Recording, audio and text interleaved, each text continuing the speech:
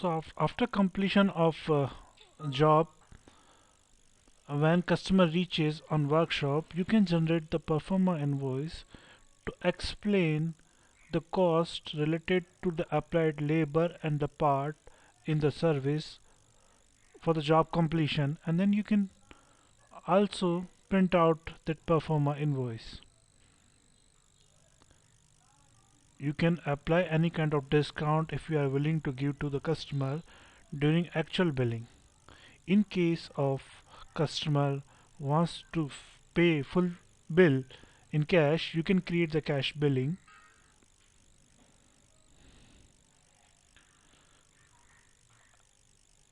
and you can put the discount if you want to wish to give some to the customer.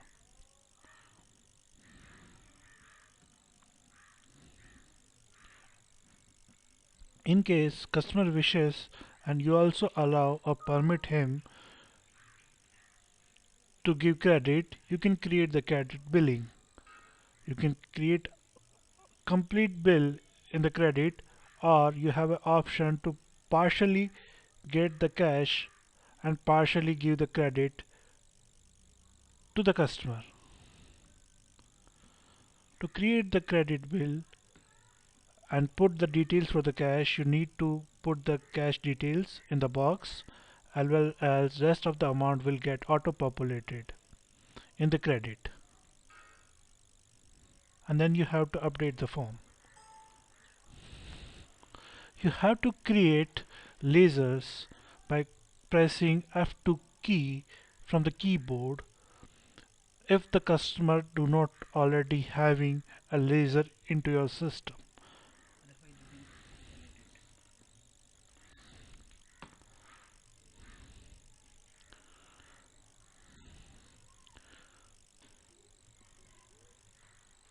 And then you can print out the invoice or the bill in this format, which will be having details regarding the part and the labor, associated cost, and the discount applied.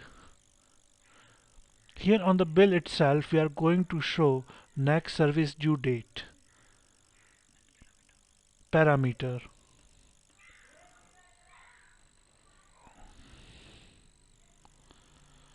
So this was the billing cycle we covered during the presentation on the. Now let's have a look on spare part related transactions, such as order of the spare parts, purchase invoice creation, and selling of spare part through cash and credit. So first see how you can make purchase order through the system. You can create the purchase order on this form by various options. The first option is that one can manually enter the parts that he or she desired to order. The other thing is that you can select the suggested order option from the system, and system will auto populate the part that you require to order based on minimum stock level and maximum stock level set in part master, and this minimum maximum stock level will be maintained through an inbuilt logic of the system. Other option is that you can select this fixed order option, and this fixed order option is mapped with the supplier name. So as soon as you select the supplier name and click on the fixed order option, whatever the entry you earlier mapped through the master with the supplier will automatically get populated on the purchase order form, and then you can save this purchase order form and print it in this format. Once you receive the purchase order, you can generate the purchase invoice for the order.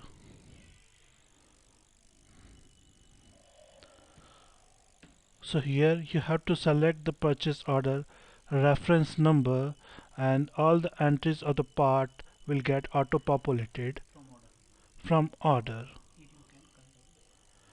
and then you can edit the quantity as per received actual received quantity in this purchase invoice, and rest of the quantities will auto populated in the back order form generated by the system. Now let's see how you can do this entry. And this is the printed form of the purchase invoice.